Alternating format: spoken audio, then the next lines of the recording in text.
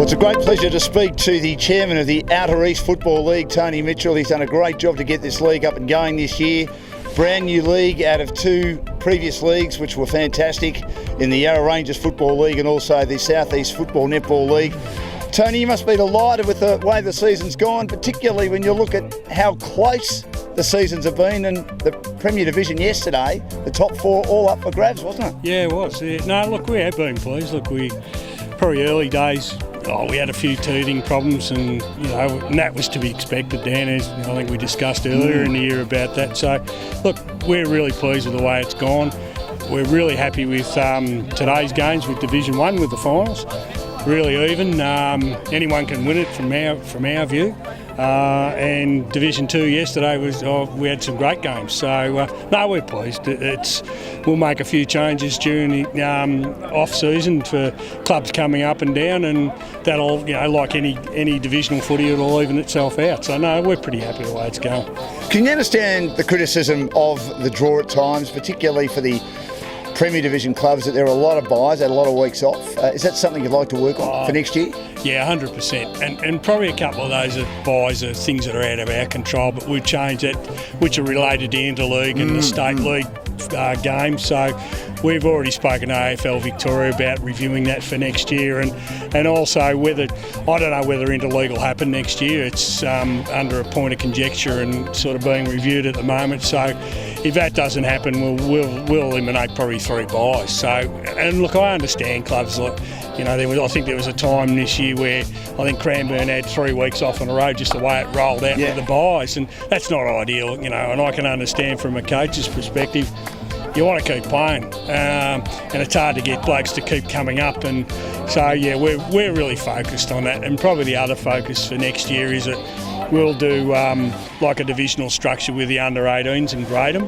So, and that'll just mean that sometimes your under-18s, if you've got an under-18 side, won't be playing with the seniors, but it's just to even it out and give the kids a chance to play in a fair competition. So that's definitely going to happen for next year. You talked about the Interleague. Do you feel you might play Interleague football next year? There's a lot of clubs or competitions saying that they don't want to do it. We do. To be honest, I'm really passionate about Interleague. I think our job is to give our footballers and netballers the best opportunity to play at the highest level. Yes. And even though this year was probably a disaster from a footy point of view, against Bendigo, our focus is to really continue in that. But there's a lot of competitions that are saying that they mightn't play. So that'll happen during the off-season. We'll discuss it with AFL Vic to see who's in and who's out, because it's pretty expensive, to be honest. It probably costs us about $25,000 to run it. By the time you take in functions, gear, and all that, it's a fair commitment from any competition. Look, we've been really focused on doing it, but I can understand other competitions sort of reviewing it and saying, look, it's too expensive. So we'll talk to AFL Victoria over the off-season to see where we're at with it. Are you confident you'll retain all your clubs next year? Yeah, look, I think it's common knowledge that Berwick are looking at Eastern Footy League. They're a required club of ours, so we'll follow a process and they'll have to follow a process. So from that perspective, we've had discussions with them. We got a commitment from them. They've decided to change that commitment. That's fine. That's their choice. But we're talking to 2 other clubs that are looking to come in to us next year, which hopefully we'll know in the next 3 to 4 weeks where they stand. So one to come into Division 1 and one to go into Division 2. So are they Eastern League clubs? No, they're one's out of a country league and another one's out of a metro league. So we've had some good discussions with them. They approached us several weeks ago, so we've followed the process where they've got to notify the competitions of their decisions. So where it goes from there, it's you usually do a presentation to the executive and then the members, and then they decide what's best for their footy netball club. So how disappointed are you with Berwick, Tony? Look, to be honest, we were given a commitment. When the club, the former South East clubs decided to amalgamate with us, it was on their terms. We always openly said that it's your decision, your club's decision, and if you make that decision, it's what's best for your club. And look, they're saying Eastern's the best for their club now, and that's fine. But I'm a person that if you give a commitment, you fulfil that commitment. So look, yeah, I'm disappointed, but anyway, there's a lot of water to go under the bridge on the process, and we'll follow the process, and they'll follow the process, and then we'll see what happens. And who do you think will win the 3 premierships? I'll just put your head on the chopping block. That's right. I think Seville will win Division 2. Yeah. Even though Yarra Junction are a really good side, I don't think Yarra Junction are playing their best footy, where Seville's probably the last 4 or 5 weeks have been really good. Division 1, well, gee, it's open, isn't it? Oh, it is. It's fantastic. Look, I think it'll be between Pakenham and Monbulk, to be honest. But Doveton on their day, they're a good side. Officer are a good side, and even Mount Evelyn.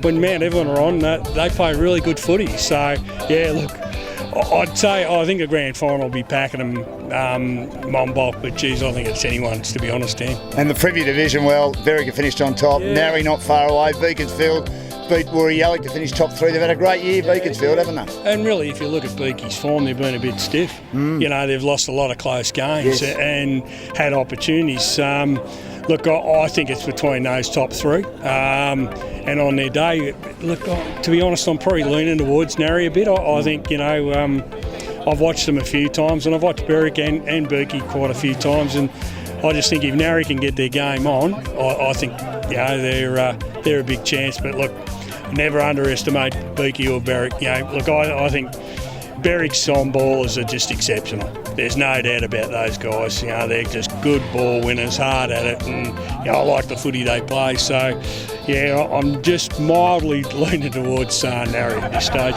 And I hear the Friday night grand final, which has worked for Yarra Rangers in the past, could be spectacular. What sort of crowd are you expecting? Day before the grand final, AFL grand final, of course. Yeah, we took a punt last year. Aaron and I had a bit of a chat about it, and we took a punt last year our biggest challenge in the old Yarra Rangers days was competing against Eastern. So their former Division 1 was always played the same day as our Division 1. So we had a bit of a chat about it and thought, well, if the public holiday stays in place, and I suppose we were hoping Labor had got back in because they were pretty committed to do it. We took a punt on it, and the crowd out there, I reckon we had 5,000+ at Yarra Glen last year. It was fantastic.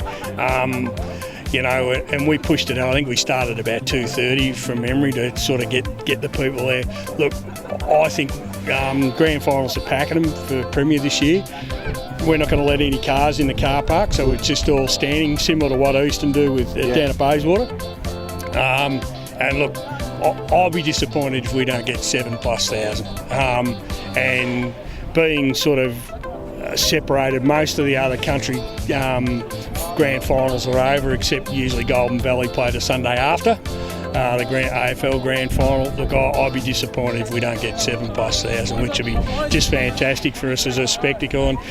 And the decision playing at Pakenham was, there's plenty of car parking there, and we can get a good crowd there, and hopefully the footy's good. So looking forward to it. Yeah, so am I. Can't wait. Thanks so much for having us, Tony, and enjoy the footy today and enjoy the finals. We look forward to catching up with you come the grand finals in the next couple of weeks. All right. Thanks, Dan. Thanks, guys. Thanks very much. Pleasure.